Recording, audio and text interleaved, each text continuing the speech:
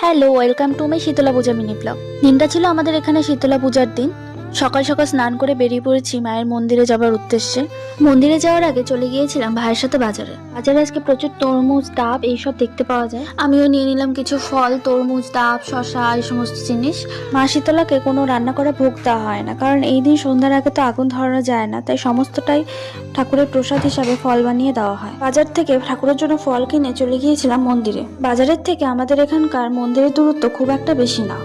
গিয়ে দেখি মন্দিরে পূজা শুরু হয়ে গিয়েছে, ঠাকুরের আরতি চলছে তখন। যেহেতু আমি অঞ্জলি দিব, তাই ঠাকুরের ওখানে গিয়ে বসে পড়লাম মন্দিরের ভেতরে। আরতি হওয়ার পরে শুরু হয়ে গিয়েছিল মায়ের এখানে হোমযজ্ঞ। তারপর ঠাকুর এখানে অঞ্জলি দিয়ে আমরা নিয়ে নিলাম যজ্ঞের ফোঁটা। মা শীতলার মন্দিরে এইভাবেই আজকে দিনটি কাটালাম পূজা দিয়ে। ভিডিওটি লাইক করে দিও, প্লিজ সাবস্ক্রাইব করে দিও চ্যানেলটি।